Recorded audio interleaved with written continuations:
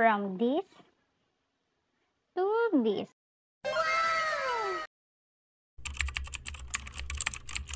Tara at samahan niyo naman ang pagandahin ng aming namumuting pintuan. Matagal na nga itong wallpaper sa akin pero ngayon ko lang naisipan ikabit. At dahil sinisipag nga ako ngayon kaya naman ikakabit ko na nga itong wallpaper bago pa ito kumupa sa taguan. Charis!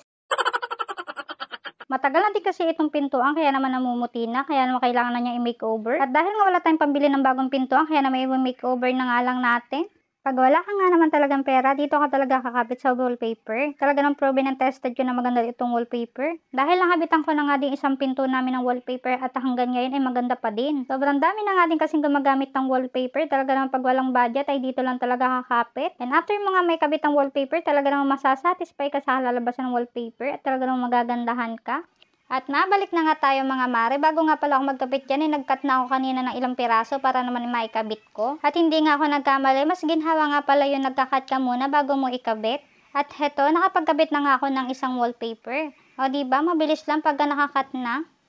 Excited na nga din ako sa kakalabasan ng aming pintuan dahil namumutin na nga ito. Kailangan na niyang i-makeover. Siguro sa katagalan na din kaya naging ganyan na. Kaya naman, deserve niya naman talagang i-makeover. Karaniwan sa ating mga walang budget ay dito muna tayo sa wallpaper dahil bukod sa maganda ay talaga namang quality pa. At super nakaka-satisfy naman din ang nagiging resulta. At mabalik na nga ulit tayo. Nandito na nga ako sa pangalawang pagdidikit ko ng wallpaper. Minamadali ko nga pala habang wala pa si Zion. At for sure ako, hindi ako makatapos sa pagdidikit nang hindi papasok ang batang yun. Pangalawang pagdidikit ko na nga ng wallpaper to at madali nga lang naman ikabit. Kaya mas piniprepare ko talaga na nakakat na bago ka magdikit para mabilis tayo makapagdikit ng wallpaper. Medyo natagalan nga lang din ako dito sa pagdidikit sa may doorknob.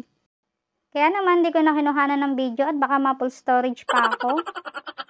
Dito nga lang sa pagtatanggal ng dikit sa wallpaper ay sobrang struggle na. Tapos hindi nagtagal ay pumasok na nga din si Zion. O diba sabi ko sa inyo hindi pwedeng hindi papasok ang batang yun. Hindi pa nga lang siya nakikita sa video at kung ano-ano mga ginagalaw niya sa aming damitan.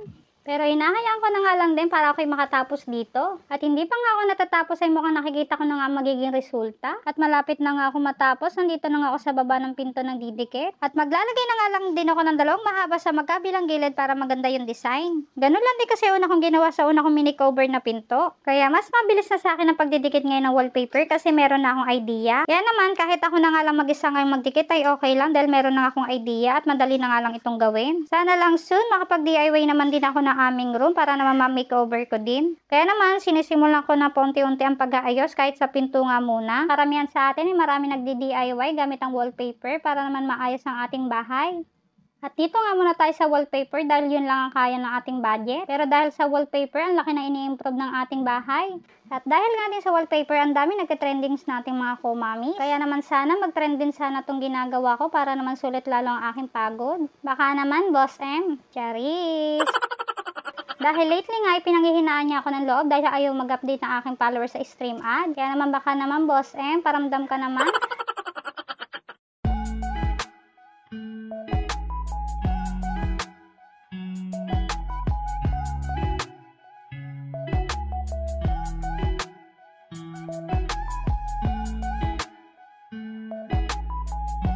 Finally, natapos din. Grabe, ang ganda ng outcome. Siya mga mare, hanggang dito na lang. Thank you for watching. God bless.